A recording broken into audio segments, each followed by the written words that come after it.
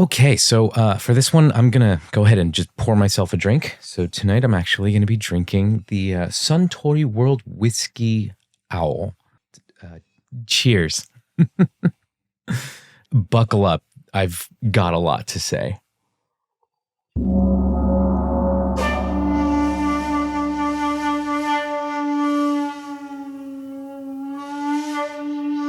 One of the biggest new prestige television shows tailor-made for appointment viewing is Shōgun, airing on FX and streaming on Hulu in the US and streaming on Disney Plus in Canada and Japan.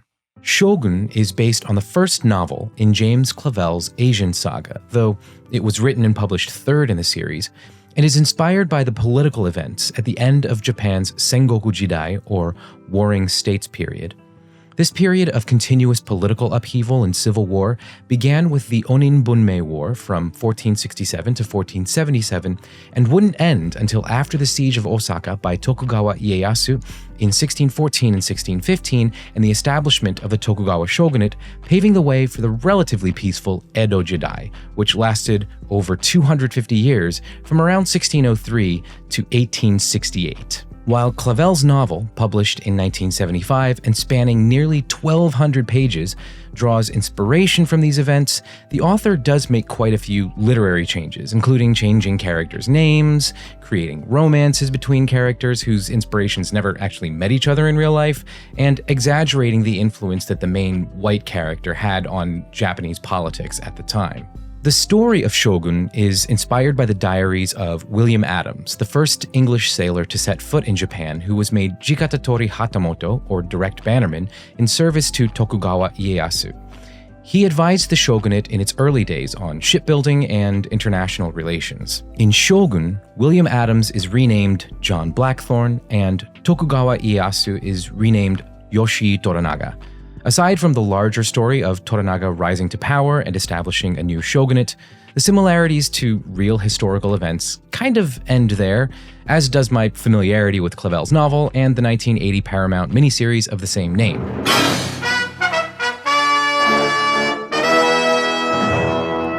Now, I haven't read the novel, nor do I plan to, and despite my love for Mifune Toshiro's work, I haven't yet seen the earlier adaptation, though I may consider sitting down with it at some point. Now, if you're like me and you're interested in a review of the novel to help determine whether you should bother reading it, I'll link to an excellent one from Dr. Nairi A. Bakalian, a military historian with a PhD in Japanese history, so I trust her perspective on the novel. While to most, Shōgun might be little more than the latest prestige TV show in a long line of blockbuster prestige shows in the vein of Lost, The Sopranos, Game of Thrones, Succession, Chernobyl, Watchmen, and many, many more, the series holds much more meaning for me, while leaving me with a lot of complex emotions and thoughts. You see, I am a child of multiple worlds. Despite living and growing up in one of the most ethnically diverse regions in the country, I spent my childhood and education through university in overwhelmingly white environments. My family attended a white church in New Jersey my whole life. I went to white elementary, middle, and high school that was run by our church. And for my undergraduate years, I attended a predominantly white Christian university in South Carolina.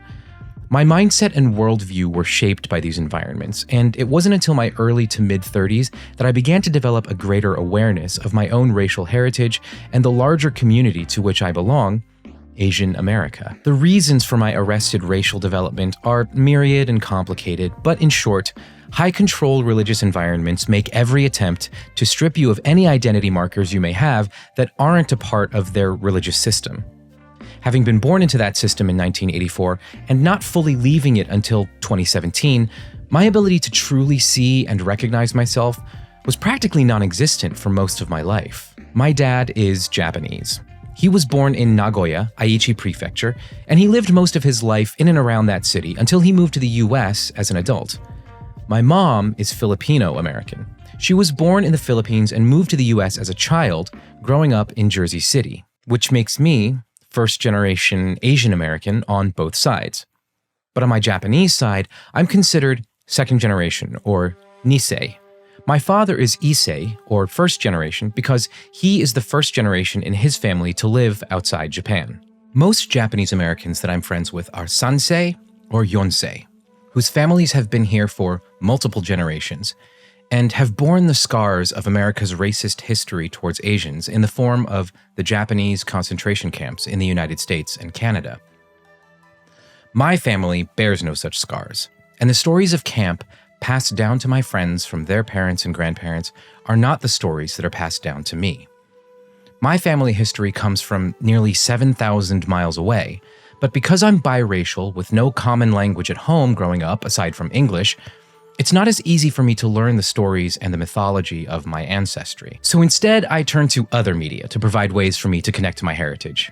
And unfortunately, the language barrier means that I end up identifying more strongly with Western media's representation of me than what's found in Japanese media.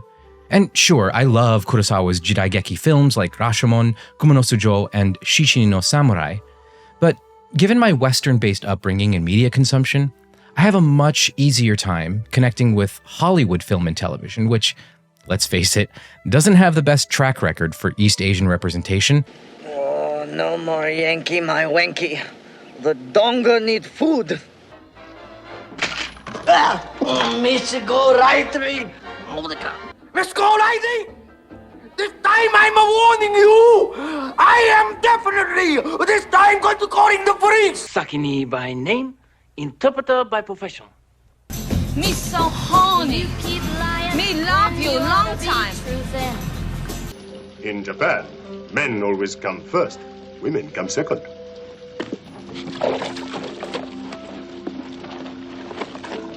Your English girls would never perform this simple service. People with boobs touch me. She means aside from your mom. Then no.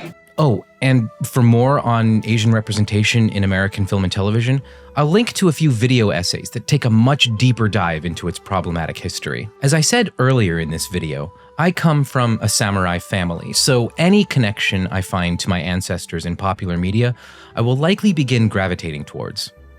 And in 2003, the best depiction of samurai in Hollywood to date arrived. Edward Zwick's The Last Samurai. As a 17-year-old Japanese-American film lover, I was hooked on this movie. Now, I was too young and still too entrenched in fundamentalist Christianity to have even heard the term white saviorism, let alone know what it meant or even recognize that the film was soaked in it. And yes, I do understand that the film is far more complicated and nuanced than the accusations of white saviorism levied against it would suggest. I mean, the very nature of white person dropped into Japan narratives often muddies the waters of the white savior trope. But come on, casting Tom Cruise as your main character, turning him into a samurai, and then making him the focal point of every single shot in the film sure makes it seem like you're trying to force the trope into the movie. And of course, I knew it was riddled with historical inaccuracies, but I didn't care. Samurai were being shown in a blockbuster Hollywood film, and I was not going to miss out on that. And while my attitude toward that movie has certainly soured a bit over the years, a part of me still feels inexorably connected to it, despite its many egregious flaws. And I wonder if my connection to that film so many years later says more about the need for more Asian representation in Hollywood than it does about my love for a problematic film dripping with harmful anti-Asian tropes. So imagine my excitement when I initially discovered that FX was producing a new miniseries called Shōgun. And then a kind of worried feeling began to set in as I read up on the history of this story, the book on which the series is based, and the earlier 1980 adaptation. Hey, so before we get into my thoughts on Shōgun, I want to introduce you to my cousin in Japan. We're actually 5 days apart in age, and we're somehow playmates as kids years before she learned any English. Every few years when my family would visit Japan, we would get together, and while the language barrier never prevented us from playing together as children, developing any kind of friendship was pretty tough. And then when we were in high school, she came to the US to study English and live with my family for a while, which is how we were finally able to connect as friends, and then as annoying siblings who were always in each other's way. Thankfully, we're still friends. And at my wedding, she performed the Sansan Kudo ritual for my wife and me. If you're at all curious about it, I'll include a link to a video clip of that ceremony in the description below. A couple weeks ago, I asked her to help me decipher our family tree that our grandfather compiled many years ago. This is my dad's family tree, her mom's, and it dates back to 1693, about halfway through the Edo period, and goes all the way to my grandfather's generation. Anyway, I was curious about her perspective on Japanese family histories, so I gave her a call to find out what she discovered and to ask her a few questions about the topic.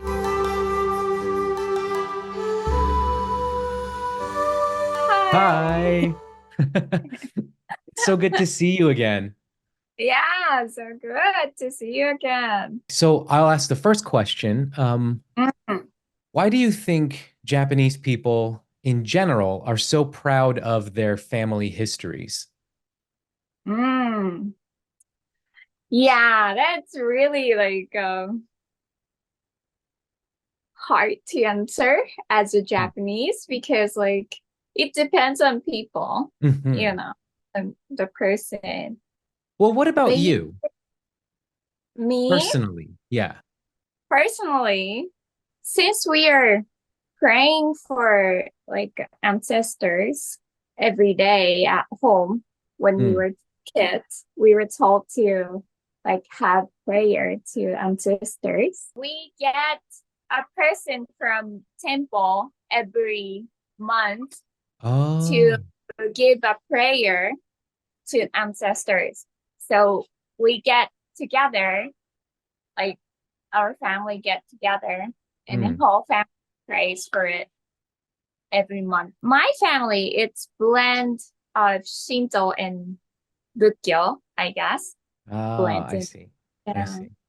Mm-mm-mm. So about our family tree, was there anything interesting that you discovered while you were looking at it? Yeah. Well, I don't know if it's interested to you, but Yoshi, Toyo Yoshi, Hmm. 93-year-old, he lived 93, and then he had two wives in Meiji era. I searched. So in Meiji era, they have official wife, and then they have hidden wife, or Hmm. not main one, before Meiji era. Those not formal wives, they don't have any names. In Meiji, third year of Meiji, Mhm. they said you have to give names, or put it in a record Oh, I that see. even those hidden wives have to be in the record. In that time, maybe formal wife has rights to be women, but others are not really having good rights. But Mm. it started having those rights a little bit in Meiji era. In Meiji 31, they stated the rule that one husband has to have only one wife. So that Meiji was 30. interesting to me because I'm not really good at histories and stuff. Ah, Yeah, so me I neither. didn't I know. I like to learn, but I'm not good. Oh yeah, well, it's good. But I think you know better than me. I'm trying. I think because it's so far away and I want to be connected to it. So Mm. it's something I want to learn more and more about.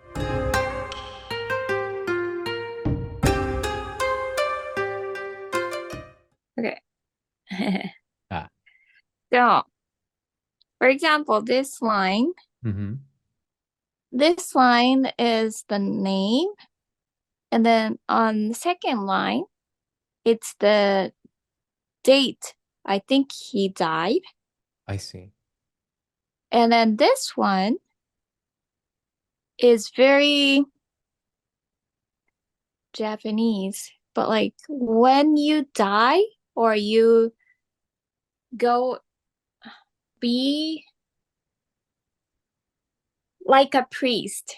You be in the church. You serve yourself to be priest, right? So it's like one, it's Bukkyo version of it. If you become a believer, like strong believer, or you finish your job, people tend to be in a temple or shrine and then become spirituality. I mean, like, what's the Japanese word? kaimyo. Nowadays, we get this name when we die. I see. Yeah. I don't know if back then this name was named after he died or when he become like a secret, still alive. I don't know, but like, yeah, this is another name for him. So third line. So first, that's the name. First, a last name, and then occupation, and then first name, and then the date he died. Oh, okay. And then this is the kaimyo, the new name. For ladies too, she doesn't have the name here. Okay. The first line, this doninshitsu, this means like his wife. It just says his wife. And then she has kaimyo. Oh, interesting. So she doesn't have in these like 1, 2. Yeah, for a long time on the right side, they barely have their names, the ladies. But then for this Toyoyoshi, he has two wives. That's what I told you. At that moment, she gets name. Oh. So I don't know why that happens, but like that. That's all I have, I guess, as information. Wow. That's it for now. And then what personally makes me happy is on the two of the wives they have, one of it, her name is Chie. Oh, wow. Isn't it so surprising? Like, wow. There's your name all the way back then. Yeah, all the way back then. It was Chie. Oh. That's pretty cool. Yeah. What year was that one? Do you know? Well, she died 1877. Oh, okay. Yeah. Wow. Long time ago. That's a long time ago. This is Oji-chan, Kazuma. And all the way here, I guess like the youngest one was my mom's mom. Oh, I see. Because like the year she died was the year my mom born. Oh, okay. So maybe this one. So that was like really connecting, you know, like, oh, that was her. Yeah, that was nice. Thanks to you. Glad. I'm so Thank glad. you. That's great. Great opportunity to know my family. Yeah. And thanks for doing that too, helping me understand a little bit more of what's on the family tree. My pleasure. Okay, now let's talk about FX's Shōgun. At the time I'm recording this, I've watched the first 6 episodes in the 10-episode series. So far, it's managed to surprise me in a number of positive ways.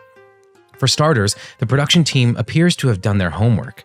The setting, acting, and language all fairly accurately represent Japan at the end of Sengoku Jidai. Now, to be fair, I'm not a historian, I'm not a language expert, or even all that well versed in feudal Japan, so I don't know if I would even be able to pick out small inaccuracies, but based on what I do know, the show has done a decent job at representing this period in Japan's history. The series itself is incredibly engaging. Not only are the sets accurately designed, but they're also stunningly beautiful. Whenever my brother and I go to Japan to visit aunts, uncles, and cousins, we stop in at some of the museums and preserved castles to admire the beautiful architecture and learn about the history of our family's country of origin. During those visits as a child and as a teenager, I would often imagine what those castles were like during the time of the samurai when my ancestors were walking through those gardens, and this show masterfully brings those imagined scenes to life. The costumes are equally stunning. The bright and shimmering colors used in the fabrics of the kimonos worn by the nobility in Osaka in the show provide a window into the styles of the late Muromachi period, while the more subdued and earthy hues of the kimonos worn by the clans and houses loyal to Toranaga hint towards the fashion trends that would eventually become popular during the Edo period under the Tokugawa shogunate. Now, as a somewhat fun aside, the rather caricatured depiction of Christianity as a colonizing force in Japan was actually a rather welcome theme for me. As I mentioned earlier, I have a very long history with Christianity personally, and my current relationship with it is one of suspicion and skepticism, which mirrors how the show portrays the religion. Speaking of religion, an interesting theme that appears in the first few episodes is the fact that Christianity plays a fairly large role in the Western imperial world's colonization efforts in East and Southeast Asia. What's also interesting to me are the characters of Kiyama Ukon Sadanaga and Ono Harunobu, the two council members who had converted to Christianity. Each of these characters represents two of the most common ways Christianity exploits people: the allure of wealth for the greedy and the promise of healing from sickness. A more complex representation of Christianity can be seen in the character of Lady Mariko, who appears to be a truly sincere believer, but whose allegiance to her clan could end up conflicting with her faith. To me, Mariko's religious practice represents the incompatibility Christianity has with indigenous cultures and practices. It reminds me of the central conflict in the novel Silence by Endo Shusaku and the film of the same name by Martin Scorsese. No one should interfere with another man's spirit. To help others is the way of the Buddha, and your way too. The two religions are the same in this. It is not necessary to win anyone over to one side or another when there is so much to share. Go on. I've been told to get you to abandon the faith. An area where FX's Shōgun is unique is in its handling of translation and subtitles. While most filmmakers actively try to avoid translation scenes due to their redundant nature and how much of a movie or TV show's runtime they can take up, the showrunners here have leaned into the translation scenes, harnessing the inherent tension in the act of translation and turning these scenes into some of the show's most salient moments. The narrative arc truly is shaped by these moments, and we as an audience are provided with a glimpse into the challenges of bridging languages and cultures, as well as a sense of the authority and risk built into the act of translating.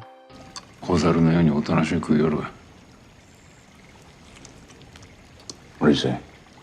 My husband comments on the way you eat your noodles.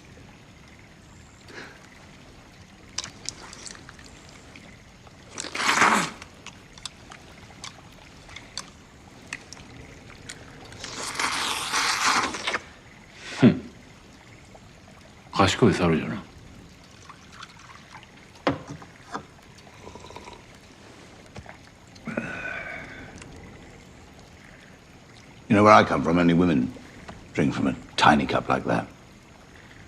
安仁様のお国ではもっと大きな杯でお酒を召し上がるそうでございます。 Another aspect I appreciate is the series' recognition that these kinds of stories can very easily end up falling into the white savior trope, and the show has so far done a decent job of avoiding that. There's also an even stronger pull toward casting the white person into the role of perspective character, and while that still exists here, and quite frankly is unavoidable in this sort of story, it's nowhere near as pronounced as it is in other similar stories like The Last Samurai, Lost in Translation, and the 1980 adaptation of Shōgun. Rather than playing the part of a hero who arrives with the purpose of rescuing the non-white characters or inspiring the non-white characters to accomplish their goal, in FX's Shōgun, Blackthorn is a character swept up in the political turmoil of feudal Japan and helplessly trying to figure out his place in the world that he's just landed in while repeatedly searching for ways to escape. The story itself doesn't depend on him. He doesn't change the scenario that the lead Japanese characters are in or their personal and political goals. On the other hand, white person lost in Japan narratives can lead to the problem of Orientalism, the depiction of Eastern peoples and cultures and stereotypes and heightened foreignness that accentuates how different those peoples and cultures are to Western sensibilities. To their credit, the team handling Shōgun appears aware of the problem and seems to be taking steps to prevent it from popping up on screen too often, to varying degrees of success, which I'll touch on in a later part of the video. I won't go into detail about why Orientalism is a problem, except to say that it's the reason for the increase in violence against Asians in America that was making headlines in 2021 and 2022 and continues to this day. I'll link to some video essays in the description that discusses Orientalism and its related problems. One of the challenges with period pieces, especially period pieces that depict a feudal era, irrespective of the country, is the feudal era's problematic attitudes towards women. Both Sengoku Jidai and Edo Jidai are no exceptions, which is why it's rather refreshing to know that one of the two showrunners is a woman, and a large number of the writing staff, production crew, and editing team are women. Is it a perfect scenario? Of course not. For starters, the time period they're depicting was, shall we say, unfriendly towards women. Also, while one member of the showrunning team is a Japanese-American woman, the other member is a white man, so the possibility of missing blind spots is still there. Personally, I despise comparisons to Game of Thrones, but given how much of an impact that show had on the pop culture zeitgeist, those comparisons are pretty much unavoidable, so I'll succumb to two such comparisons in this essay, one positive and one not as much. One of my biggest issues with Game of Thrones was its handling of women. Now, yes, prestige television often has sex and nudity, and some of those shows have a lot of both. Now, I have no problem with that. It's when the sex depicted is abusive, non-consensual, and violent that I start to get uncomfortable and I take issue with the material. Now, far too much ink has already been spilled discussing Game of Thrones' problematic depictions of women in non-consensual and violent sexual situations, but I think this is where Shōgun shines, especially in comparison to Game of Thrones, which admittedly isn't really all that of a high bar. The women in FX's Shōgun are scene stealers. Their presence is meaningful every time they're on screen. If their characters can't have full agency and authority, they will assert their will and exert their power by whatever other means are available to them. Lady Ochiba uses her proximity to men and her role as mother to the heir to gain the upper hand. Lady Mariko uses her bilinguality to maintain control over the circumstances around her. Tell this milk-dribbling fucks me I'm ready to go. 心得違いがあったと丁重に詫びておられまする。 Oh, and they aren't brutalized or sexually abused on screen, and the audience isn't subjected to prolonged depictions of their physical pain and suffering. Finally, I love the attention to detail in this show. I touched on this a bit when I talked about the setting, architecture, and costumes, but in every aspect of the show, there is so much more that can be said. From the Japanese language that's used, see, Japanese as it's currently spoken would be severely anachronistic here, to the character interactions and the way the dialogue is written, I'm continually excited by how this story is told. And I think a lot of that is helped by the fact that so many Japanese people and members of the Japanese diaspora were involved in the creation of this series. Okay, I'm about to get into the stuff that bugs me about the show, but before I do, let's talk to my cousin again to get some of her thoughts on samurai films and American media. Chanbara films are very, very popular with Japanophiles. Are Chanbara films popular in Japan? Not really, I think. Oh, interesting. So, yeah. Also, it's the difference between like I'm a female. I guess more men loves to like do the actions and stuff too. So that's the difference. I guess. see. But So you don't watch Chanbara movies, right? I don't. But as I said, like, that drama, morning drama about like historical people, my husband loves to watch. And then what's interesting to me, what's like, I guess what's the difference of making those historical events in Japan and the US? I guess, like, as you mentioned a little bit, but like in America, they focusing on like more like actions, cruelty. Japanese one is more on, they are focusing on more emotional, like how they thought and then how they struggle. That's interesting. So here in America, and I knew you've read my essay. There is a big popular new TV show called Shōgun.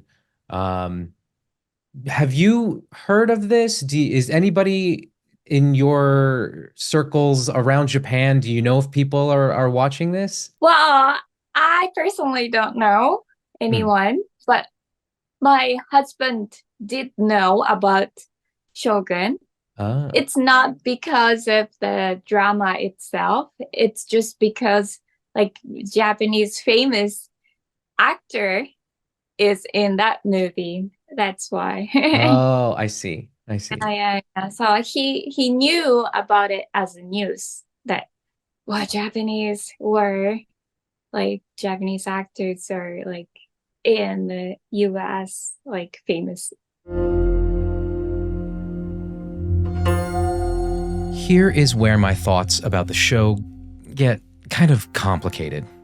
Now, while the series does a halfway decent job of avoiding the white savior trope, Blackthorn is still the perspective character, which leads to some likely unintentional Orientalism, particularly in the first episode, but still kind of peppered throughout at different points in later episodes.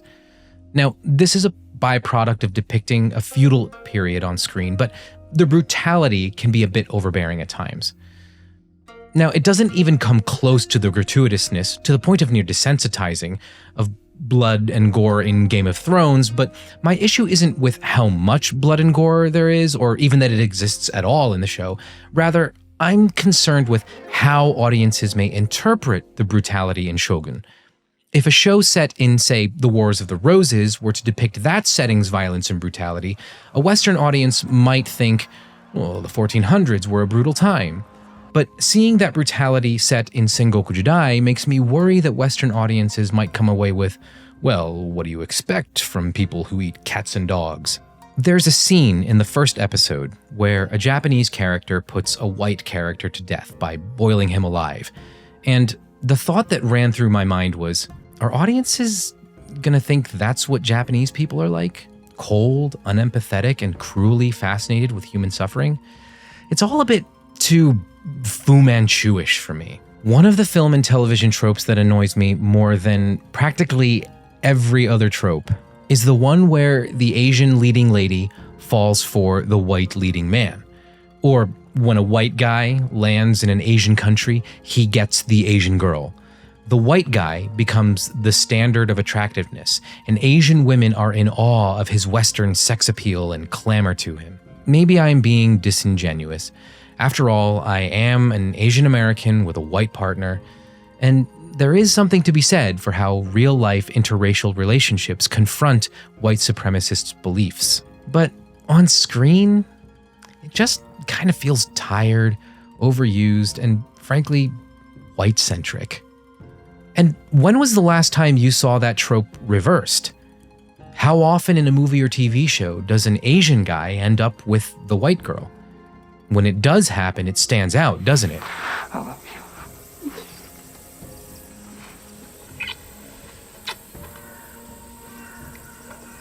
For every one time we see the trope reversed, the trope itself appears unironically at least a dozen times. And sadly, We're kind of seeing that story play out again in Shōgun, albeit this time with a helpful and welcome adjustment. Almost all of the featured women in the show see the white character as unattractive and filthy. Though in its attempt to subvert the trope, the series is unfortunately bound by its prominent existence in the source material. It's a trope that I find incredibly frustrating, not because I think these kinds of relationships shouldn't be depicted in media, but because of the other tropes that go hand in hand with this one. You see, throughout cinema history, Asian men have been depicted as sexually inept fools and sidekicks, inscrutable and inaccessible martial arts masters, wise old sages, or goatee-stroking villains. He has never been the relatable, aspirational lead character until quite recently. Similarly, Asian women have been depicted in film as docile and submissive, sensual and exotic, manipulative and untrustworthy, or conscientious and hardworking. She's never been depicted as a nuanced leading lady, again until quite recently, and more often than not has been the prize that the leading white man wins by the end of the story. Like women in general, she's objectified. But unlike white women, she's exoticized and exploited because of her racial identity. I'll link to a couple videos that explain these tropes much better than I do. I hope you'll take a look at them, as they truly highlight why studios need to pay attention not only to their casting decisions, but to the overall narratives about Asian people that come out of the films and TV shows they produce. In the case of Shōgun, this trope is complicated. On the one hand, it sort of exists. Blackthorn is Mariko's love interest. On the other hand, the trope is subverted, as Mariko is an incredibly nuanced and complex character that the audience can relate to and who evolves over the course of the series and doesn't quite fall into the stereotypical categories often assigned to Asian women in media. There's another very minor nuisance that I found in the show itself, and even then, it only really bothered me in the first episode, and that's the use of English as a stand-in for Portuguese. I recognized that Portuguese was the sole European language that would likely have been spoken in Japan in the late 1500s, and I totally get that since the show is an American production, they would need at least some English to appear regularly throughout the show. It just kind of temporarily broke my immersion when I was waiting to hear Portuguese spoken at some point, until I realized, oh, English, that's the stand-in for Portuguese. Portuguese or Latin? I have more occasion to practice Portuguese. I suppose it is better than how Warrior depicted Cantonese as modern English and had its main bilingual characters switch between unaccented English and Chinese accented broken English whenever they were supposedly switching between Cantonese and English. And Jun wants to order a full set for the tong, hatchets and blades.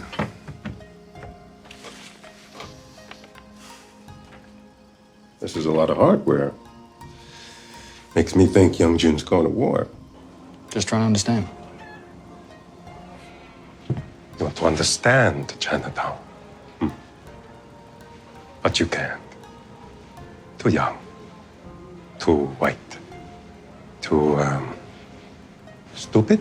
Finally, I think what's so conflicting for me about this show is that it's based on a book about Japan written by a white Australian man. There are several concerns that I have that all stem from this book. Again, I haven't read it, so I can only speak about the book as an object and its effect on pop culture and Western imaginations about Japan, and not about the content of the book or its literary value. Much of the Western world's understanding of feudal Japan came about because of Clavel's novel. Without it, who even knows how popular jidaigeki would have become in the US? Or if sushi, ramen, and green tea would have become as intriguing to the 1990s American palate as they did. Which is why it's so strange to me that this book shapes our understanding of Japanese history. The story that Clavel wrote mirrors the end of Sengoku Jidai quite closely, and yet deviates in some very strange ways. Yoshi Toranaga is so obviously based on Tokugawa Ieyasu that it's mind-boggling to me how readily we can dismiss the real-life person in favor of his fictionalized counterpart. Clavel claims that his characters aren't directly based on their historical models. Instead, he refers to them as quote-unquote sources of inspiration for the characters in his novel. Yet the documented histories of people like Tokugawa, Ishida Mitsunari, depicted as Ishido in Shōgun, Yorodono, depicted as Lady Ochiba in Shōgun, Hosakawa Gracia, depicted as Toda Mariko in Shōgun, and William Adams, are just as fascinating as those of their counterparts in the novel that it apparently seemed difficult for him to stray too far from the original story. Yet despite how evident his inspiration was, Clavel himself said, "Well, I thought, to be honest, I didn't want to be restricted by historical personality." I don't know if I've conveyed how crucial a figure Tokugawa Ieyasu is in Japanese history. So let me put it this way. If someone were to write a book about the President of the United States during the American Civil War, and then named him something like Adam Langston, while writing a story that follows that of Abraham Lincoln very closely, and then that book became the authoritative novel on American society in the 1850s, we Americans might have some complicated feelings about that novel. Sorry to interrupt again. I thought this was a good place to jump in. I asked my cousin when Japanese students start learning about Tokugawa Ieyasu, and here's what she told me. I'm curious, in what year in school do Japanese students start learning about the three great unifiers? I think it's late elementary school, so 4th, 5th grade, maybe around that. I see. So in total schooling, that's pretty early that you learn about those three historical figures. Yeah. That's interesting. Whatever Clavel claims to feel about Japanese people, I do find it a little hard to imagine that he wouldn't harbor at least some level of animosity towards them, having been a prisoner of war at the hands of the Japanese in the 1940s, and that animosity kind of bleed into his writings. The historical accuracy of Clavel's novel is certainly worth scrutinizing, and many historians have done so. But as several reviews of his book have pointed out, the choices Clavel made in his novel reveal an exotification of Japanese culture that's kind of hard to explain away as accidental. As one reviewer put it, the real problem is to understand why James Clavel has depicted the Japanese in ways that occasionally strike the historian as implausible. Most of the errors of detail were surely unintentional, and probably reflect nothing more than the inadequacy of the English language materials on which Clavel, who reads and speaks no Japanese, was obliged to depend for his information. But the exaggeration of Japanese behavior, particularly with respect to attitudes about such matters as love, death, food, and bathing, is clearly intentional on the part of Clavel, since in every case he strives to contrast the values of the Japanese with those of Blackthorne and his fellow Europeans. Once again, I'm adding the caveat that I have not read the novel or seen the 1980 miniseries, but my perception of the FX show is that they're trying to strike a balance between retelling the documented history of the end of Sengoku Jidai and remaining as faithful as possible to the novel. This all leaves me feeling incredibly conflicted about FX's Shōgun. Do I enjoy the show, and will I continue watching it? Yes, absolutely, for the reasons I listed earlier and then some. Not only do I think it's an excellent, well-written, and well-produced series, I want a show like this to succeed because of its larger implications on Asian American media. The sheer number of Japanese and Japanese Americans who worked on this series alone makes me want to support it. I hope it does well and that studios notice how much of a hit Asian-led movies and TV shows can be. And I love chanbara, or samurai films, for many reasons, not the least of which being the fact that I'm a member of the diaspora whose ancestors are depicted in those films. So, naturally, a show like Shōgun is going to appeal to me. I am right smack dab in the middle of the intersection of all of its target audiences. The other comparison to Game of Thrones that I feel like I need to make is that it's a show with a lot of political maneuvering. If you're looking for that kind of a show, which I always am, this will scratch that itch. While I think that the documented story of Japan's three great unifiers, Oda Nobunaga, Toyotomi Hideyoshi, and Tokugawa Ieyasu is just as interesting and could inspire an incredible series of its own without the need for Clavel's novel to be used as source material. That's not the story that we have on TV, so I'm willing to concede that this is probably the best period political drama currently on American television. If I had my way, there would be other samurai stories getting the FX Prestige Show treatment. The Japanese author Yoshikawa Eiji has written 2 great samurai novels, Musashi, which follows the life of the legendary ronin and swordsman Miyamoto Musashi, who lived during the time period that Shōgun is set in, and Taiko, an epic novel of war and glory in feudal Japan, which follows the life of Toyotomi Hideyoshi, the second of Japan's 3 great unifiers, and the inspiration for the character Nakamura Hidetoshi in Shōgun. Another story I think would have been fascinating to see on screen is The Last Shōgun by Shiba Ryotaro. This novel follows the life of Tokugawa Yoshinobu and focuses on the end of the Tokugawa shogunate and the beginning of the modernization of Japan during the Meiji Ishin, or Meiji Restoration. Lastly, I think a proper screen adaptation of the Satsuma Rebellion, the real-life event upon which Edward Zwick's The Last Samurai is based, would be very interesting to see. A sharp critique of the samurai can exist in a film about this event, and I would be fascinated to see a much more nuanced and critical look at this unquestioned historical noble class. But the stories that I think truly need to be told are those of the diaspora. Films like Past Lives, Minari, and The Farewell are such powerful, resonant, moving stories for those of us who don't live in our motherlands. I would love to see more of these kinds of stories. As much as I enjoyed Shang-Chi, even with the extreme Marvel fatigue I've had since 2015, I was somewhat disappointed by the fact that it had the perfect setup for a nod to Asian America. I knew Katie was trouble the first day we met in high school. I was gonna pick on a lot for all the reasons we all get picked on a lot. Plus, I had just moved to the US, so I was struggling with my English, and I was on my way to lunch one day when this guy that was like twice my size yells at me from down the hall, "What's up, Gangnam Style?"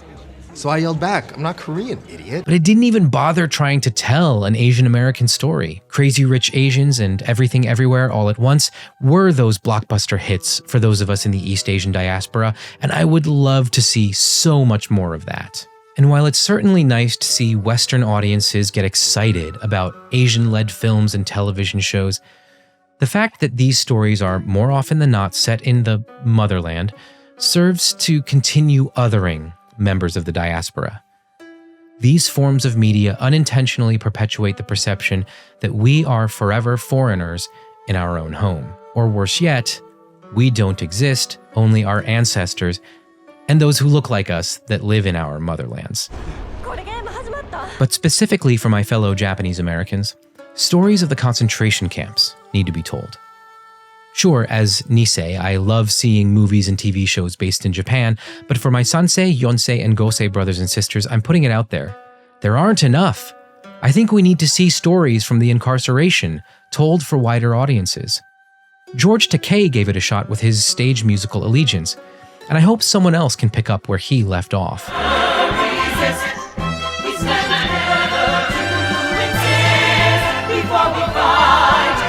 There's already been so much said about Asian representation in Western film and television, and while I think the landscape is improving a bit, we still have a lot more ground to cover. So even with all of its shortcomings, FX's Shōgun is a massive part of that journey, and I'm here for it. Tuesday. 己の敵の正体が分かっておらぬのじゃ。女は女の苦しみを見過ごせぬもの。生贄となった者たちの命、死を無駄にはせぬぞ。FX's Shōgun. All new. If you're someone who enjoys dramatic period pieces with plenty of political maneuvering by larger-than-life characters, and you don't mind a heavy helping of violence, this show is definitely for you. If you're Asian American, I think I can recommend the show to you with very little reservation, since you're probably already aware of the potential landmines surrounding the series. But if you're not Asian American, I would recommend developing an awareness of the issues that I've mentioned here and other issues raised by various folks who are much more studied than I am in the history of Asian representation in media. Shōgun is quite enjoyable. and it can be easy to get sucked into its story without recognizing some of the inherent issues with it. Now, I don't think this awareness will ruin your enjoyment of the series, but watching it uncritically would be doing yourself a disservice. It's an extremely engaging show, well written, well produced, well designed, and well directed, but there are some issues with it that make Asian Americans like myself raise an eyebrow. Thank you so much for sitting through this entire video. It took a really long time to make, but I learned a lot while I was making it. And while I do hope you'll check out all of the videos that I've linked to in this one, I want to highlight one creator specifically, Gawun Chung. I gleaned a lot from her video on the subject of Asian representation in American media, and I was reminded of my own experiences as she told her story. So I want to say thank you to her for researching, writing, and publishing that video. It'll be in the list of videos that I link to in the description, so I hope you'll take a look at it when you get a chance. Thanks again for watching. I'll catch you in the next one. Cheers, and kanpai.